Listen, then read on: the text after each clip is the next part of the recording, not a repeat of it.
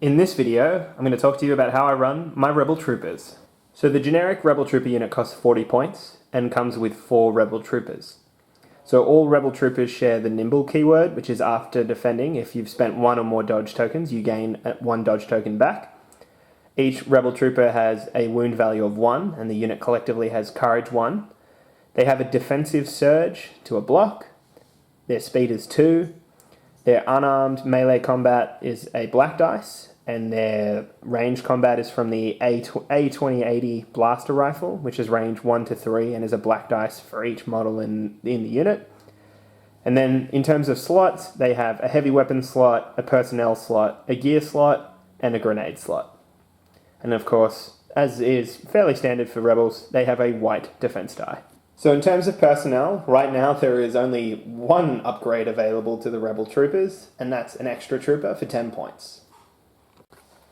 So in terms of the grenade upgrade slot, there is currently 2 options. There's the impact grenades for 5 points, which are impact 1, range 1 at black dice. And so obviously it's been established that you add a black dice per model, and the impact is cumulative per model in the unit.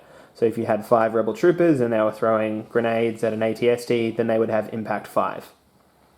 And the other option is the the concussion grenades, which have blast, which is where they ignore cover, and that's exactly the same except for the keywords. It's range 1, a black dice per model, and cost 5 points. Both are interesting upgrades.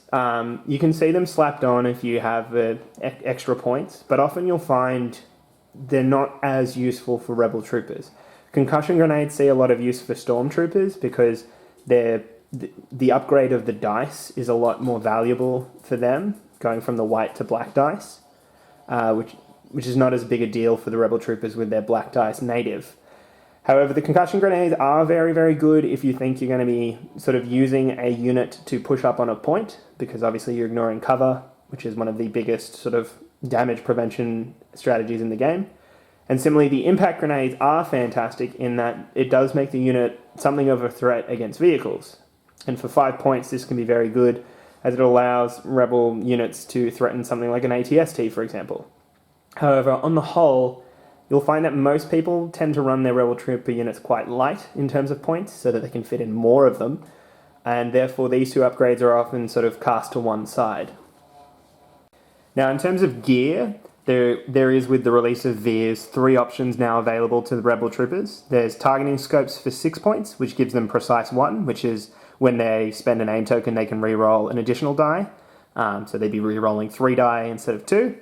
There's grappling hooks for 3 points, which is you gain expert climber, so which is while you're clambering, you do not roll defensive dice or suffer wounds.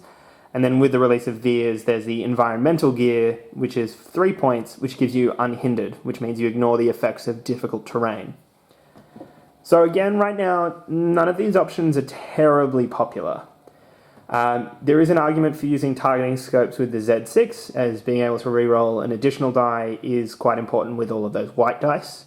But for 6 points, it's often, again, not really used. I think grappling hooks is a great option depending on how you set out your board. If you're using a lot of height terrain, which I wish more people would, grappling hooks really do increase in value, as it allows you to secure those heights without any danger to your troopers, which can be really, really important. Environmental gear, on the other hand, right now isn't really important. The effect of dropping from speed 1 or movement value 1 to from movement value 2 to movement value 1, is not as big of a deal, especially not for Rebel Troopers. A lot of the time, they just don't really care, so it's just not really worth it for them. So I would say currently of the 3 gear options, depending on your terrain that you're using, grappling hooks is the best, and a big part of that is it's just cheap and only costs 3 points, which you can often sort of fit onto something. Otherwise, just leave them without a gear, they're fine. And then finally, in terms of the heavy weapons slot, there's 2 options. There's the Z6 Trooper, which for 22 points adds a Z6 Trooper Mini, which is a range 1 to 3 weapon which throws 6 white dice.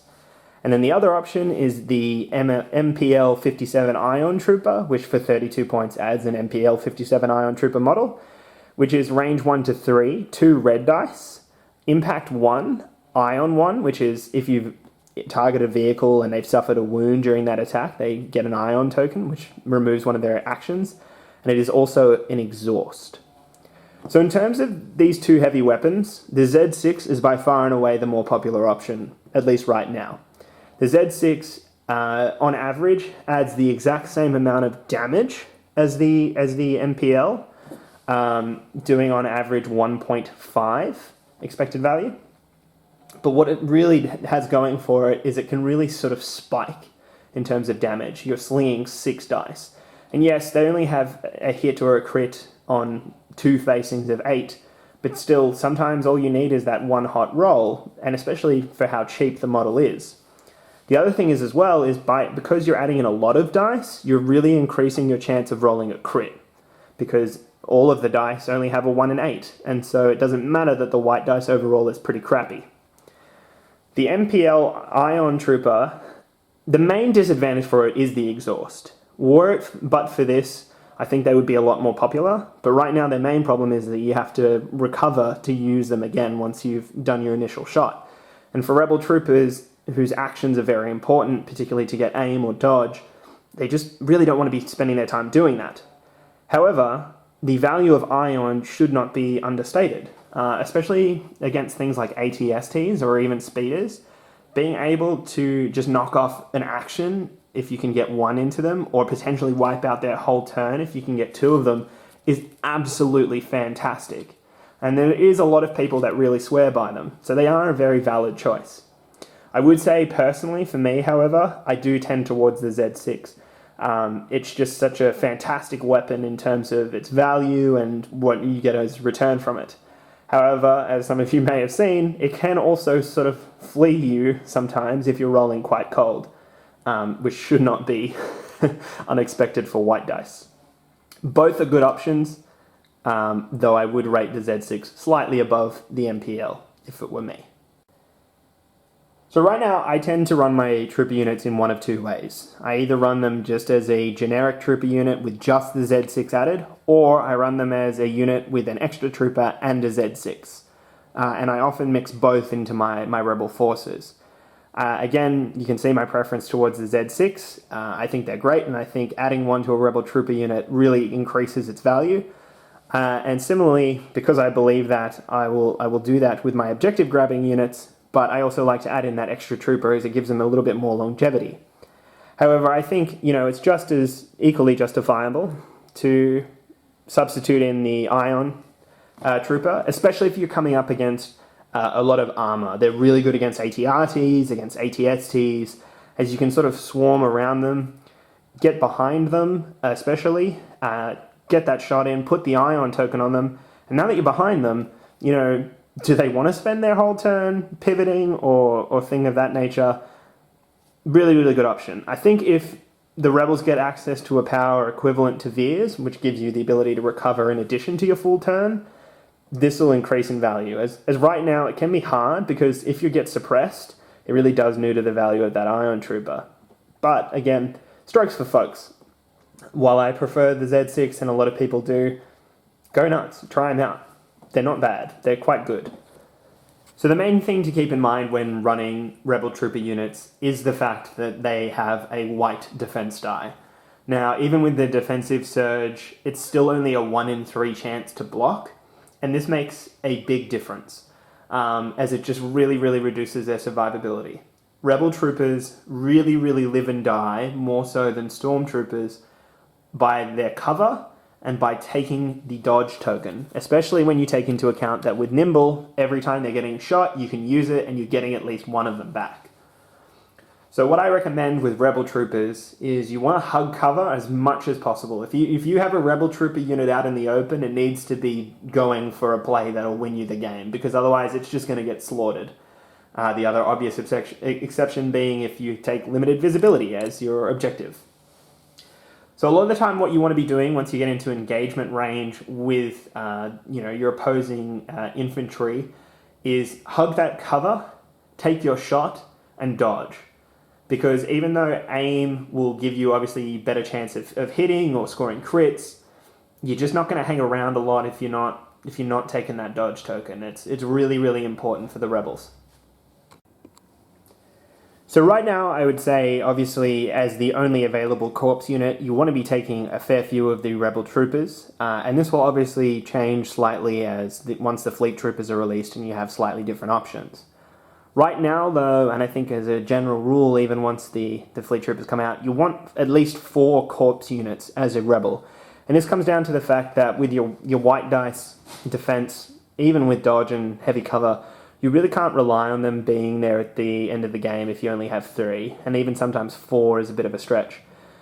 So a popular sort of corps build that I sort of fit into my armies at the moment is I take 4 of the Rebel Trooper units, all of them with Z6, and 2 of them with an extra trooper just to increase their longevity on the field.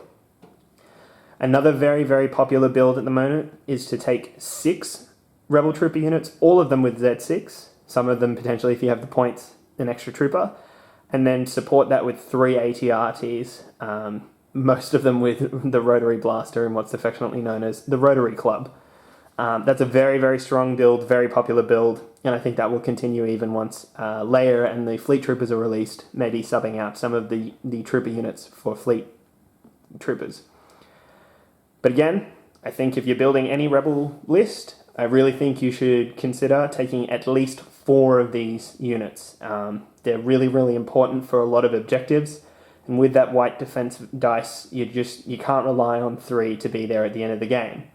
Now, whether or not you include extra upgrades or you take the Ion Trooper instead of the Z6 doesn't really matter too much. That's sort of a specific player decision. I think overall, though, you want 4. That's the minimum sweet number of what I'd be taking as a Rebel player right now. So I would say for Rebel Troopers, the main thing to watch out for in terms of when you're versing Imperials is the Dark Lord of the Sith himself, Darth Vader, speeder bikes, and ATSTs with the grenade launcher which ignores cover. All of these are Rebel Troopers' worst nightmares. Speeder bikes are terrible because not only do they have a good dice pool, but with their compulsory move and their general agility, they can really flank you and get around your cover really easily. Same with the ATST, although it doesn't do it through speed, it does it through its weapon. With its blast weapon, just ignoring cover absolutely murders Rebel Troopers, so those 2 are real big ones to watch out for. And then obviously the Dark Lord of the Sith, often running with saber throw and force push, which is often force pull. You just don't want him anywhere near your Rebel Troopers as he will just make mincemeat of them. For similar reasons, in the blue-on-blue matchup, speeders, the T-47 speeder, the ATRT with a flamer, and Luke himself are absolutely deadly. They, in the case of the vehicles, much like the aforementioned Imperial counterparts, they ignore cover either through their weapons or through their maneuverability. And same as before, a Jedi and a Sith are very similar in their effective capability for murdering Rebel Troopers. So again, steer clear of them and try and focus them down with your Z6s and out of the heavy weapons if you can. For similar reasons, the Snow Troopers with their flamer option and eventually the Fleet Troopers when they're released with the scattergun, don't let them get close to you. White defense die are terrible, just don't rely on them. Those units will butcher you if you let them get close enough. So that's pretty much it for the Rebel Troopers. Obviously, right now is your only corps choice as a Rebel commander. They're going to be very, very popular in your list because you have to take at least 3 of them.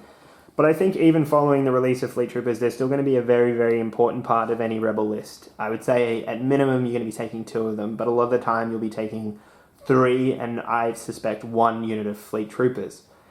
Their nimble keyword is fantastic as it helps offset their admittedly terrible white dice, even with the defensive surge.